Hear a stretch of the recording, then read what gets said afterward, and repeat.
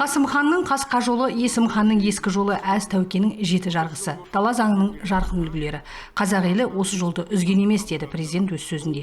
Биыл қазақстандықтар ата заңымыздың қабылданғанына 30 жыл толу мерейлі датасын атап өтуде. Бірақ ата заңымызға 30 жылда 6 рет түзету енгізілді. Соңғы түзету осыдан 3 жыл бұрын енгізілген еді. Жалпы халықтық референдум өтіп, билік құрылымына, сайлау заңдарына бірқатар өзгеріс енгені есімізде. Әрине, уақыт бір орында тұрмайды. 30 жылда түрлі себепке байланысты ата заңға 6 рет түзету енгізілді. Бірақ ең басты конституциялық өзгеріс осыдан 3 жыл бұрын жасалды деп айтсақ, орынды болар. Конституцияға түзетулерді парламент арқылы өткізу керек деген ұсыныс кеңінен айтылды. Бірақ күрделі болса да, басқа жолды таңдау жөнінде шешім қабылданды. Ел болашағына тікелей әсер ететін аса маңызды шешімдерді тек қана референдум арқылы қабылдау қажет деген ұстанымды міндетті түрде сақтау керек деп ұйғардым. Тоқаев бүгінгі биліктің саяси реформаларын жүзеге асыруда біршама кедергілерге тап болғанын айтты. Заң мен тәртіп әділетті Қазақстанды құрудың басты алғышарты.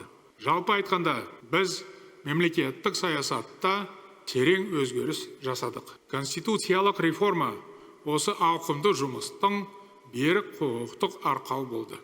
Сол арқылы саясатта, экономикада, әлеуметтік салада, сот жүйесінде әділетті мемлекет қағидатын жүзеге асыруға жол ашылды.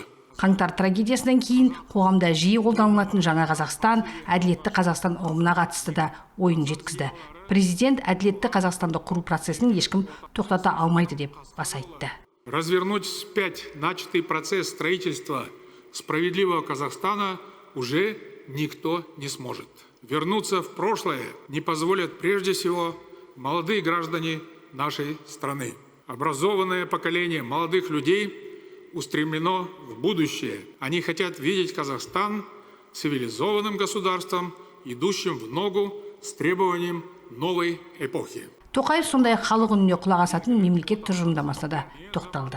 Еске сала кетейік, қазақ елі өз алдына тәуелсіз мемлекет болып қалыптасып 30 жыл бұрын, яғни 1995 жылы бүкіл халықтық референдумда Қазақстан Республикасының конституциясын қабылдаған еді. Еліміздің басты құжатында Қазақстан демократиялық, зайырлы, құқықтық және әлеуметтік мемлекет ретінде көрсетілген, және оның ең қымбат қазынасы адам мен адамның өмірі, құқықтары мен бостандықтары екені тайға таңба басқандай етіп жазылған. Айтылу жиын соңында конституциямыздың алғашқы жобаларын әзірлеуге қатысқан азаматтар, ата заңымызды реформалауға атсалысқан бұрынғы депутаттар мен белгілі ғалымдар Тоқаевтың қолынан конституцияның 30 жылдығына орай мемлекеттік наградамен марапатталды. Сондай-ақ президент мерекелік медальдар бар бір топ азаматты марапаттау үшін шешім қабылдағанын да жеткізді.